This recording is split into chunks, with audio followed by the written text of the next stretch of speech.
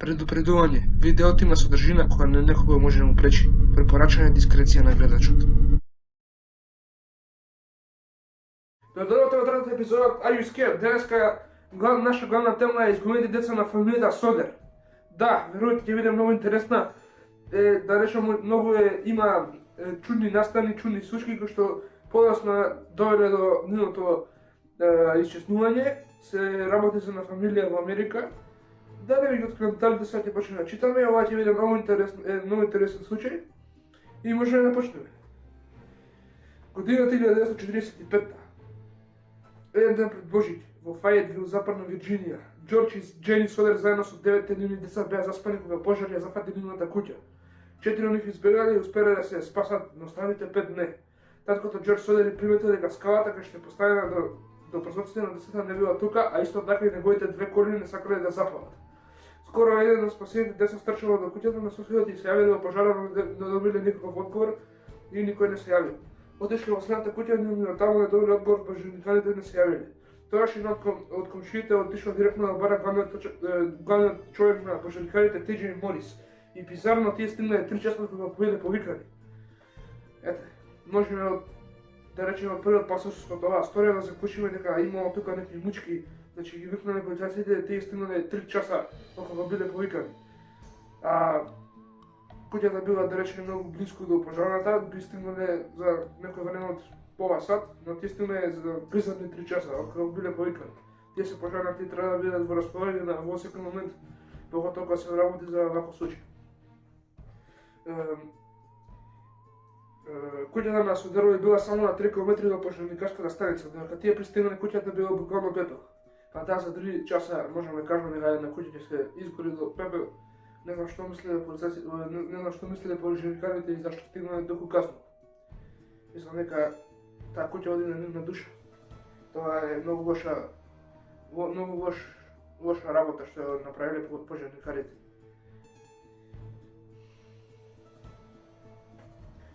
Додека тие пристигнале куќата била буквално пепел. Надлежните почнале да го пребаруваат пепелот за да ги најдат остатоците на 5 деца кои не се спасиле и шокилечки ништо не било преведено во пепелот. Главниот човек Тиџи Морис рекол дека огинот бил толку јак што изгореле коските на децата. Оваа теорија на пожарникарите не може никако да се потврди затоа што кога едно тело гори, коските стануваат дури и во превисоки температури. Причината за пожарот било тврдено дека била лошата енергија во домот, некои жици биле погрешни, затоа пламнал пожарот. Следната недела надлежните од Фајетвил издале посмртници за 5 деца, иако не биле најдени никакви остатоци од нив. Ете се, надлежните више ги прогласуваат за мртви, а телата, тоест коските, не се најдени на исчезналите 5 деца. А надлежните веќе ги прогласиле за мртви, издаде посмртници и слични работи. Тука можеме, мислам, дека да заклучиме дека има некои мучки, да речем. Тоа не е нормално така да прават надлежните, да прават мучки во вакви случаи.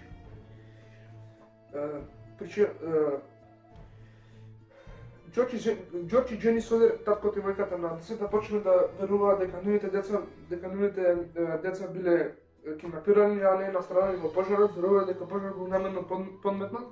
За волјата на истината, една недела пред пожарот дошле електрични компоненти на струја си дофаци на струјата, во куќата биле проверени, немало никакви компликации. Значи немало ништо, немало никакви проблеми со струјата, а сепак рекле дека пожарот пламнал избунал заради лоша поврзаност на некои жици. Ете, тука имаме една контрадикција. Значи само една недела пред пожарот немало никаков проблем.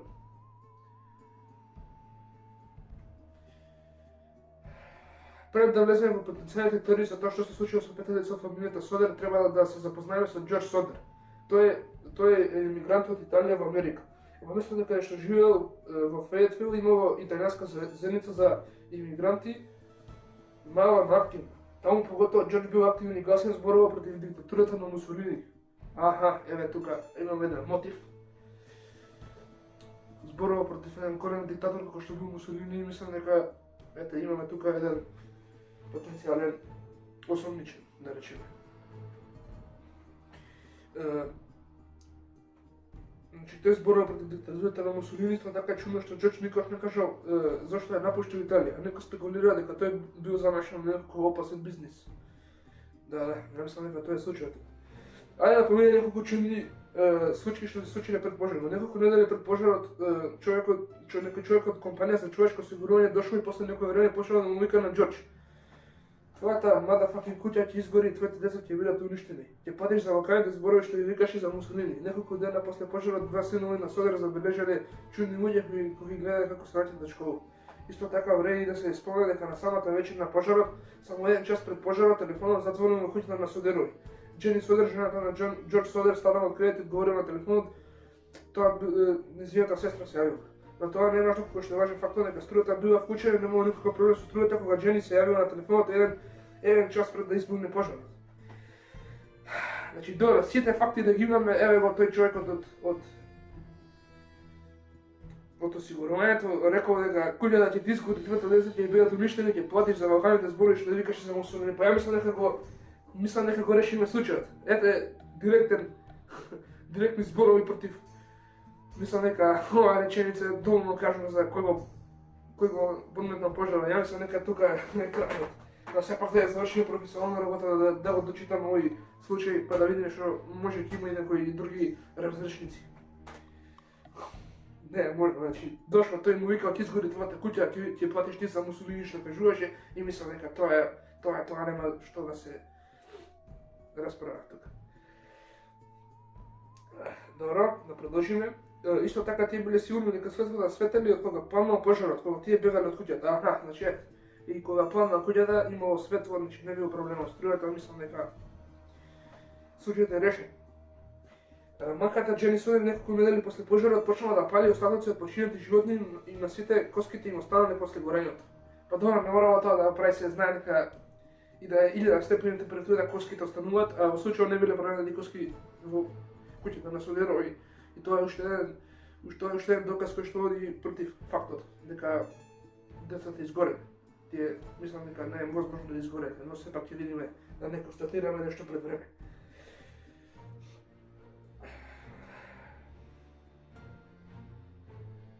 Неколку сведоци се појавиле кои што тврдат дека ги имаат видени децата во кола со непознати луѓе еден ден после пожарот.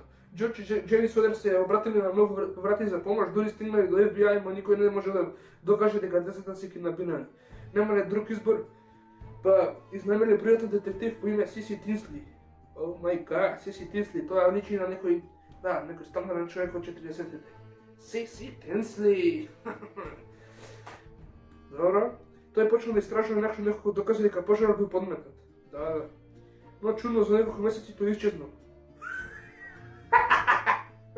Тоа како рима да смутава и прв пат слушам некој детектив да исчезне. Не, ова не е можно. Исчезнал детективот, па тоа му е работа, тој да треба да истражува, не да исчезне. Тоа е како риба да се удава и во вода. Тој почнал да истражува неколку докази дека пожарот бил подметнат. Но чудно за неколку месеци тој исчезнал. Главниот човек на пожарната Тиџи Морис рекол дека нашо срце е во остатоците на изгорената куќа. Секако нашо срце, тоа е мускул и срцето е составено, да речеме, од некои соединенија кои што горат, лесно горат. Не може при толкав пожар срцето да достане. Ете тоа, и мислам дека ова уште еден доказ кој што докажува дека пожарот бил подметнат, а и Тиџи Морис знае за тоа. Причем со неколку постапки имаме неколку постапки, некои сомнителни постапки на Тиџи Морис кој што докажува дека тој бил вмешан во знаењето. Шеф на пожарна, а сепак бил замежан во ваков бизнесен случај. Срамота за него, морам да кажам. Добро, си земал доста пари. Мислам дека не бил ефтино платен за оваа работа. Додека како пат да па такви работи што се мора да се замешат и некои главни например на полиција, на пожарна, за да успее на случај ваков кавер-ап, да направи кавер-ап на овој случај. Тој Тиџи Морис.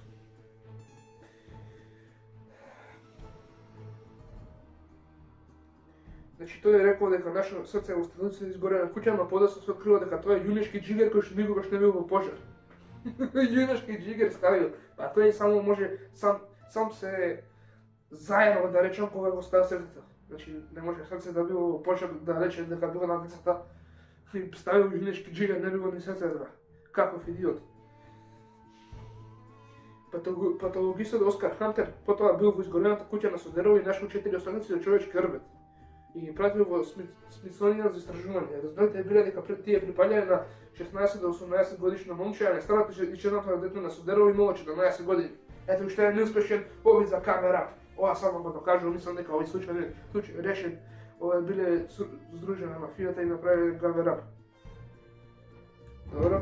Гувернерот на Западна Вирџинија Џејмс Патерсон започнал расправа во Капитол билдинг во Западна Вирџинија се залага случајот да биде затворен и кажува на Џорџ Чени судија дека нивната потреба по децата била безнадежна.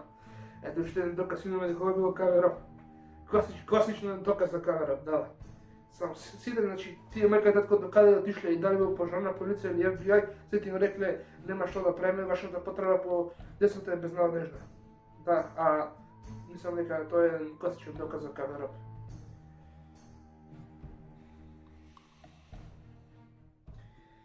Конечно можеме да влеземе во првата теорија, кај дека децата едноставно не можеле да излезат од куќата и изгореле внатре. Сите надлежни се сложиле со оваа теорија и не сакале да бидат да бараат подалеку. Како и да оваа теорија има многу контрадикции. Коски не биле ведени, струјата света кога пожарот испламнал, тоа ја демонтира изјавата на главниот на пожарникарите кој рекол дека пожарот иде пламнат поради лоша поврзаност на струјата. Значи нема збор.